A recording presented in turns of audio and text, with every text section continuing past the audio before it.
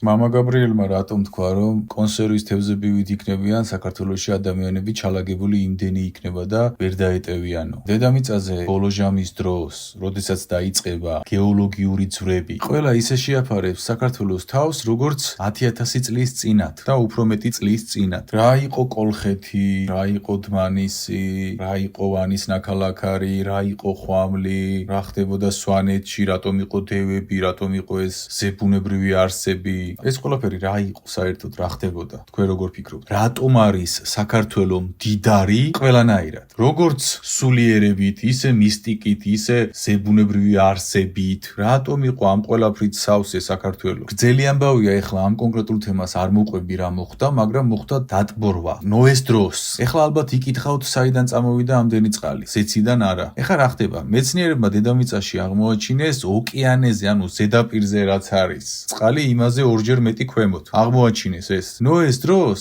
უფალმა გახსნა ეს არხები მიწიდანაც ამოდიოდა წყალი და ზემოდანაც ჩამოდიოდა უცებ მოხდა დატბორვა ყოველთვის გიჩნდებოდათ ალბათ კითხვა კი მაგრამ ამდენი წყალი საიდან მოვიდა ქვემოდან ამოვიდა მიწაშია წყლები რატომ მოხდა დატბორვა ამასაც ორი სიტყვით გეტყვით ღვთის შვილები დაცემული ანგელოზები რომლებიც დაეცნენ დაქორწინდნენ ქალებზე ადამიანებზე და მათ გაუჩნდათ დევები იმდენად დიდი ზომის გაჩნდნენ და იმდენად დიდი საკვები ჭირდებოდათ რომ ბოლოს ერთმანეთის ჭამა დაიწყეს და უფალი იძულებული გახდა ის კი არა რომ ეს უნდოდა სხვა გზა არ იყო რომ დაეტბორა დედამიწა და სუფთა გენი შეენახა შეენარჩუნებიან ნოეს ხაზი აქ არ ჩავღმავდები და ნახეთ რამდენიმე წერტილი გადარჩა დედამიწაზე და ეს წერტილები არის დედამიწის ჩაკრები ენერგეტიკული ცენტრები ნეფილიმის შვილების განადგურების შემდეგ და ზოგიერთი გადარჩა და შეაფარეს თავი საქართველოს და მაღალმთიან სვანეთს და ხევსურეთს და ესეთ ადგილებს ამიტომ იყო ჩვენს მითებში დევები სხვადასხვა მისტიურმა არსებმა შეაფარეს თავი ვინც გადარჩა ნოე გადარჩა და შთამომავლობა მისი მაგრამ დევებიც და რაღაც ნაწილი გადარჩა თავი შეაფარეს გაიქცნენ და ნახეთ საქართველოს ტერიტორიაზე მიწა არ იყო დატბორილი თუმცა ხვამლამდე დატბორილი იყო ისედაც ყოველთვის ხვამლი არ არის მთა ხვამლი არის ცხოველების ნარჩენების შედეგად წარმოქმნილი ქვაკირი რატომ არის რომ ხვამლის მთაზე ნახულობენ ნიჟარებს და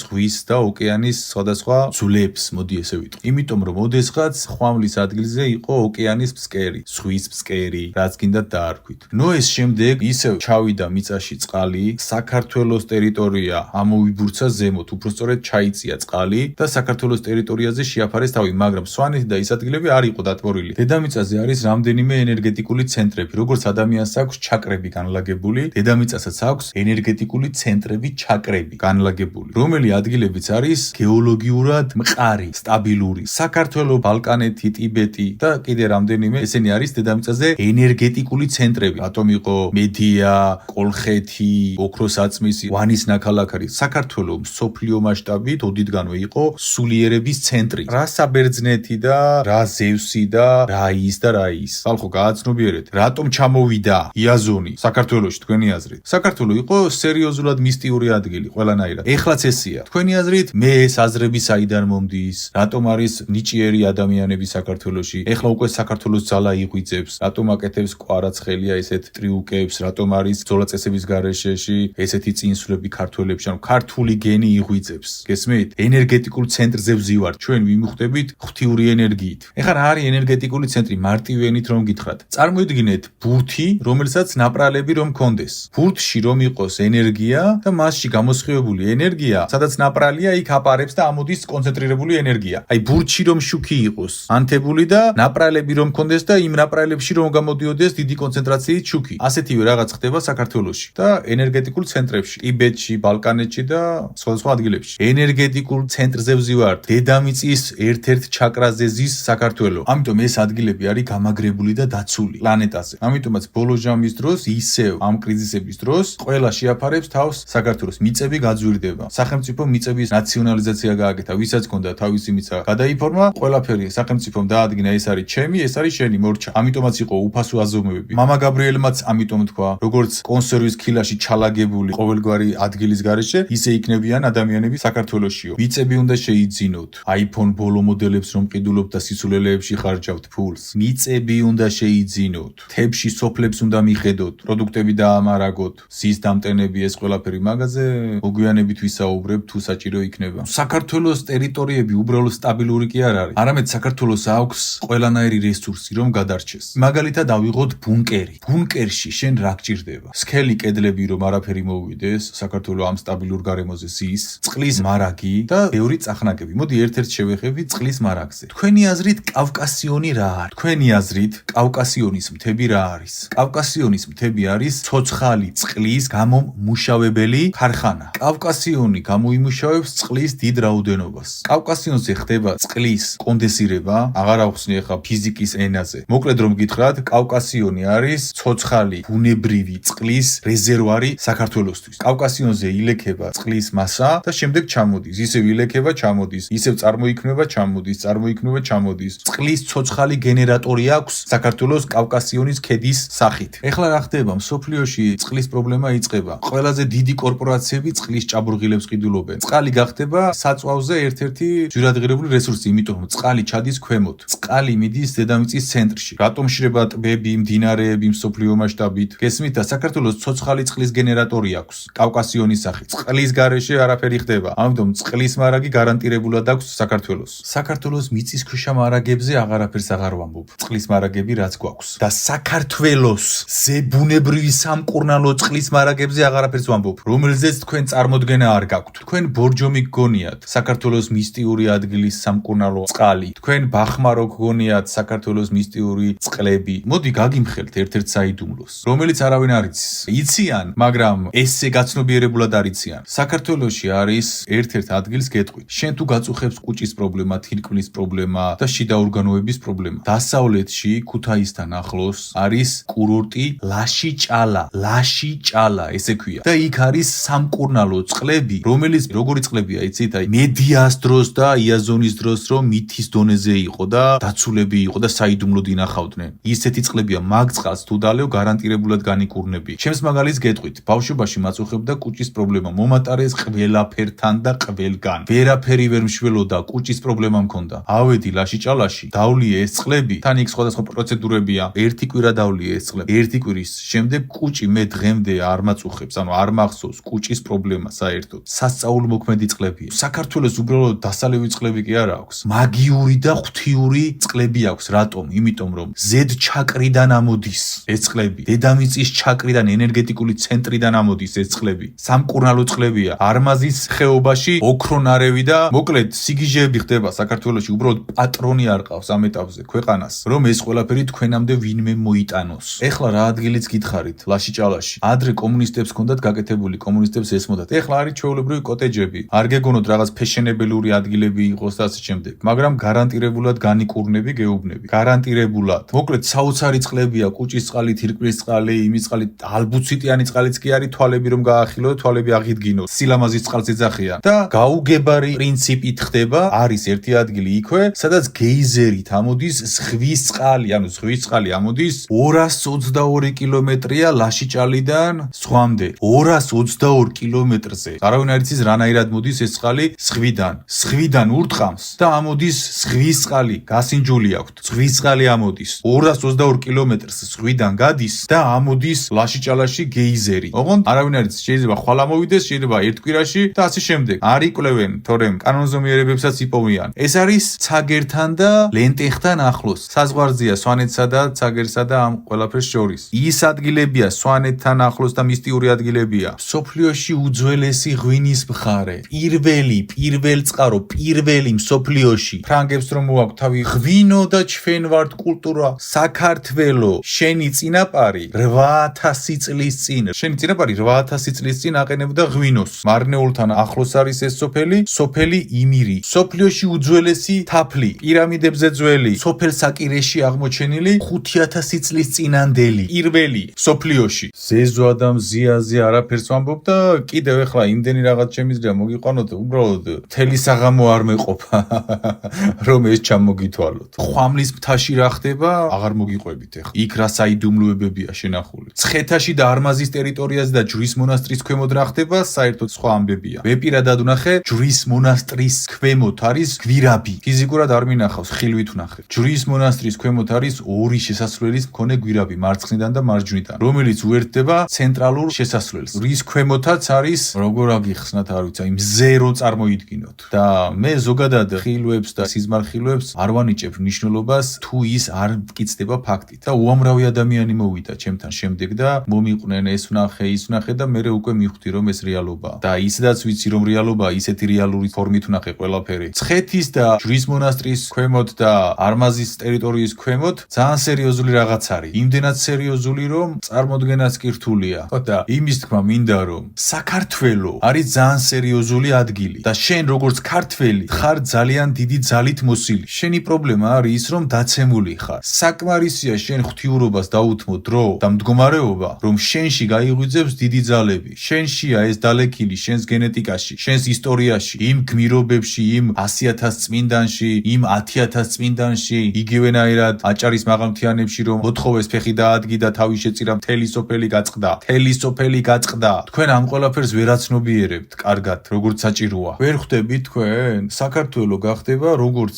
ფიზიკური გადარჩენის გარემო სახლი და სივრცე ისე სულიერების სივრცე ანუ ადამიანები აქ ივლიან განკურნებისთვის და ძალიან ბევრი ღვთიური პროცესებისთვის საქართველო არის დედამიწის ერთ-ერთი ცენტრალური ჩაკრა ენერგეტიკული ცენტრი რის გამოც საქართველოში იბადებიან ძალით მოსილი ადამიანები ეხლა ალბათ ვიღაც პესიმისტი კითხვას დასვამ თუ ესეთი მაგრები ვართ მაშინ ესე რატო ვართ ვერ ხვდები ესე რატო ხარ ყველგან მტერი ყავს ირგვლივ რატომ ბნელი გებძვის რატომ ვერ ხვდები კიდევ რატომ გებძვის ბნელი ვერ ხვდები 100,000 ქართველი წმინდანი რანაირად ყავს ქვეყანაში რის გამო ყავს ქვეყანაში მაინც და მაინც ხატზე ფეხის დაბიჯება რატომ იყო ვერ ხვდები ბნელი ებძვის საქართველოს დიდი ხანია მტერი ყავს მტერი გამუდმებული მტერი ყავს იმიტომ რომ განძი გაქვს განძი ხარ და დაგავიწყეს ეს განძი ზოგიერთებს დაგავიწყდათ ეს განძი მარტო სუფრაზე და სიტყვის დონეზე გახსოვთ და არაფერს არ წარმოადგენთ ამის გამო ჭეშმარიტად არ ცხოვრობთ ღმერთთან ვერ ხვდებით ვინ ხართ ვერ ხვდებით რა ხართ ვერ ხვდებით თქვენს წინაპრებზე მთელი საღამო ილაპარაკებ სუფრაზე მაგრამ ვერ ხვდები წინაპარს იმიტომ რომ ამით არ ცხოვრობ საქართველოს სიყვარულზე ილაპარაკებ მთელი საღამო და ნაგავსყრი პირდაპირ ქუჩაში თაში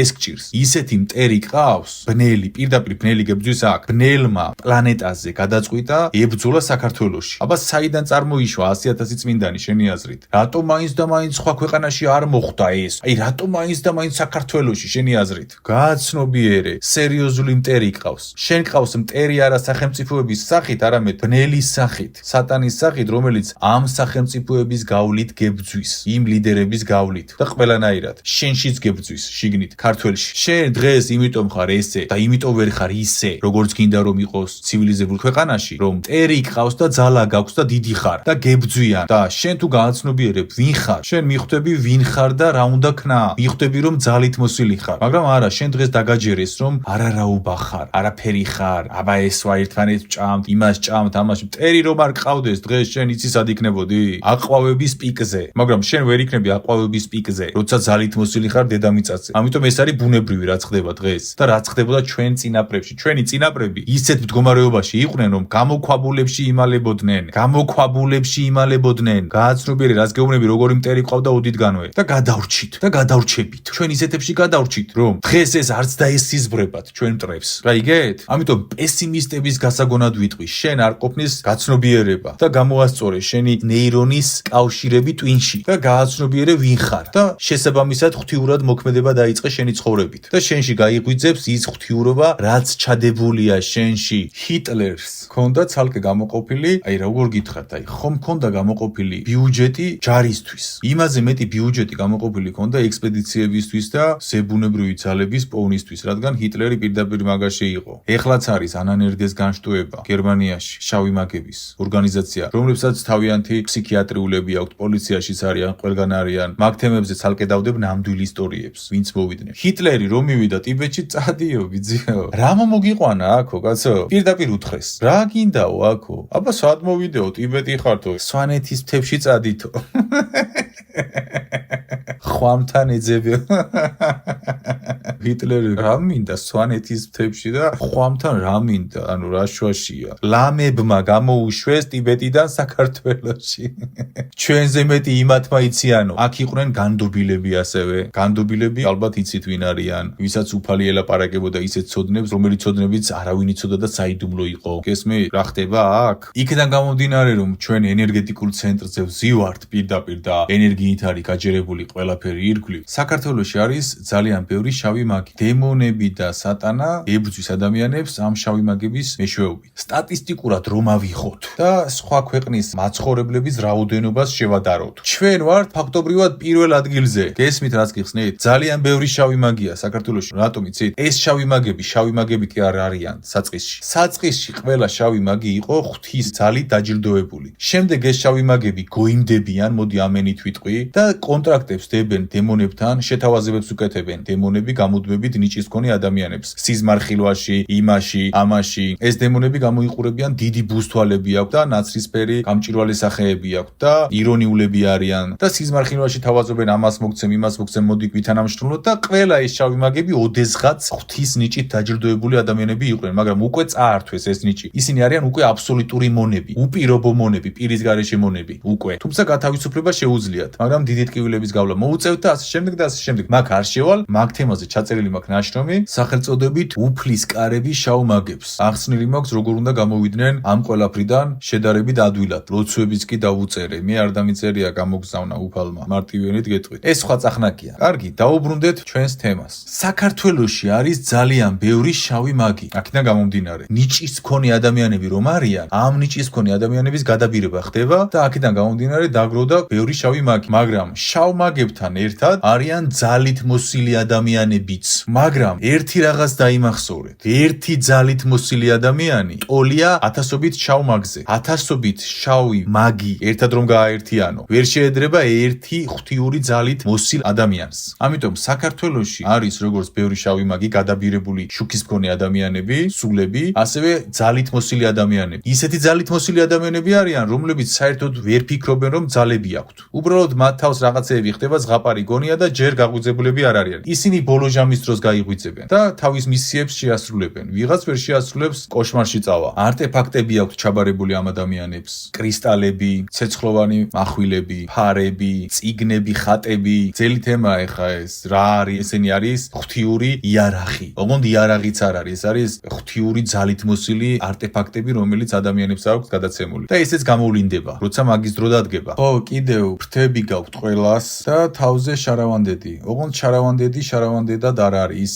არასწორად არის წარმოჩენილი. შარავანდედი არ არის, დისკის ფორმის არის. ორფოსოში მოთავსებული, რომელიც ყველა ინფორმაციის დამჭერი ანტენა. მე ხა ტექნიკურ ენაზე გელაპარაკებით, მისტიკის და სულის ენაზე არ გელაპარაკებით. ფრთები არის დამატებითი ძალა, ფარი, უჩინრობა და სხვა დანარჩენი. ხა მაგ ღრმად არ შევალ. მოკლედ ძალიან ბევრი რაღაცეები გაქვთ. უბრალოდ ამას თქვენ ვერ აღვიძებთ. აი ყოფა ცხოვრებით მდგომარეობებში ხართ ჩაძირული, როგორც ჭაობში ჩაიძიროს. ამიტომ შენ ხარ ძალით მოსილი, შენზე ნადირობენ. ბევრი შავი მაგია, იმიტომ რომ ძალით მოსილი იყო და გადაიბირეს და მორჩა მაგათი ამბავი, ისინი უკან დამბრუნებლები არ არიან. ალბათ ერთი 10-15% თუ გადმოვა უკან. შეძლებს ამას, ანუ შეძლებაზეა, თორე ყველა შავ მაგს უნდა ღმერთთან გადასვლა, იცოდეთ ეს. ყველა შავ მაგს ამ ორღობის შავ მაგებს კი არა. ყველა პროფესიონალს, აი 100,000-ებს რო იღებენ, 20,000-ებს რო იღებენ, ამ ყველაფერს რომ იღებენ, ყველას უნდა რეალურად უკან დაბრუნება ღმერთთან. რადგან მერე აცნობიერებენ, სად გაყოს თავი სერიოზულად. სერიოზულმა შავმაგებმა იციან ეს სიმართლე. ამათმა ეს არ იციან. ესენი არიან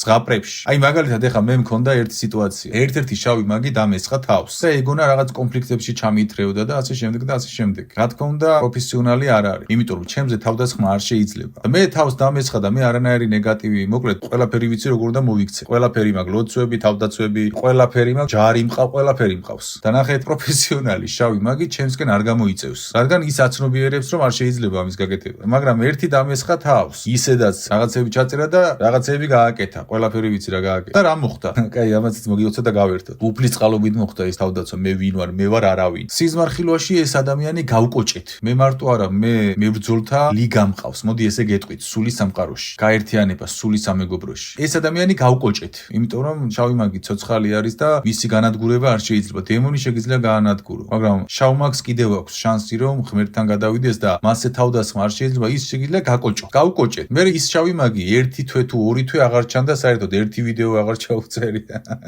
იმიტომ რომ ძალიან დიდ პროცესებს გაივლიდა. მიხვდით? მაგრამ ნახეთ, ესეთი არმცოდნე და შახიდი შავი მაგები ყოველთვის იქნებიან და ყოველთვის დაგესხმებიან თავს. ესენი თქვენზე ნადირობენ. თქვენზე ინადირებენ ყოველთვის, რადგან ისინი შავი მაგები იმიტომ გავხდნენ რომ თქვენ გძარცვონ. ამიტომ უნდა იყოთ ფხიზლად, უნდა იყოთ მშვიდად, უნდა იყოთ ძალაში, უნდა ხვდებოდეთ ვინ ხარ. ხარ, საიდან მოდიხარ, რა ხდება შენს ირგვლივ. ეს ყველა ცოდნა დღეს რაც მოისმინე, გეხმარება იმის გაცნობიერებაში თუ ვინ ხარ შენ სინამდვილეში, ყველაფერთან ერთად. შენ ხარ პირველ რიგში სული, რომელიც მოვიდა კონკრეტული გენეტიკის მქონე ადამიანში კონკრეტულ ადგილზე. საქართველოში რომ დაიბადო, ჭირდება ამისთვის მაღალი სულიერი ძალები, რომ გამოგიშვან აქ. ვერ ხვდები მაგას? აქ რომ გამოგიშვან ქართველში, საქართველოში ენერგეტიკულ ცენტრზე, მithumetes ძალით მოსილ გენეტიკაში, ხო, გენეტიკაში. ჩემი სული ამ სხეულში რომ არ ჩასულიყო, მე ვერ შევძლებდი ყველა ამ ინფორმაციის წაკითხვას, იმიტომ რომ ჩემს გენეტიკაში, ჩემს შთამომავლობაში დაგროვებულია ეს ღვთიური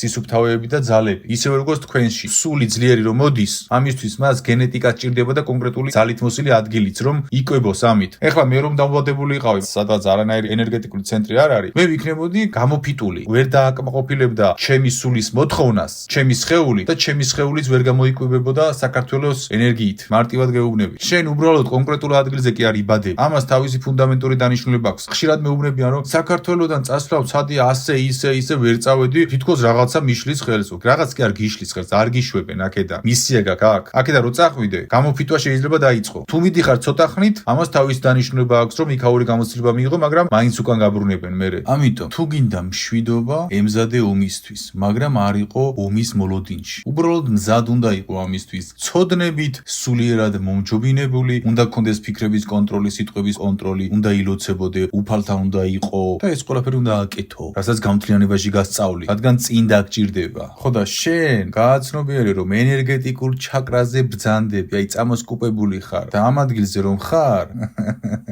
ამ ადგილზე ბევრი მტაცებელია, ბევრი ძალებია, ბევრი რაღაც არის. გაიგე? და ყურადღება გმართებს. ამიტომ თვალი გაახილე. ვინ ხარ, რა ხარ და სად იმყოფებ? გააცნობიერე და რა უნდა ქნა და როგორ მდგომარეობაში უნდა იყო? ღმერთთან უნდა იყო. ისეთ ადგილზე ხარ, ისეთი ვინმე ხარ. მეტისმეტად დიდი პროცესები მიდის საქართველოში და არა მარტო საქართველოში, სამყაროშია დაწყებული დიდი პროცესები იმისთვის რომ უბრალოდ წამოჯდე და შენთვის რაღაცეები აკეთო, ან იმისთვის რომ უბრალოდ ყოფაცხოვრებით მდგომარეობებში ჩაიძირო. არ გაქვთ ამის ფუფუნება. უნდა მიხვდეთ, რატომ მოხვედი საქართველოში ესეთ ადგილზე, რაც აქ იღწერე და რა უნდა ქნა. ამიტომ ეწიე ღვთიურ გზას და იყავი ჭეშმარიტი ქართველი, ძალით მოსილი ქართველი. დაგლოცოთ უფალმა, დალოცულები იყავით. დავლოცავ დედამიწას, მასში მყოფ ადამიანებს. დავლოცავ საქართველოს ქართველთ, მასში მყოფ ადამიანებს. დალოცულები ვიყოთ ყველანი. ამინ, ამინ, ამინ.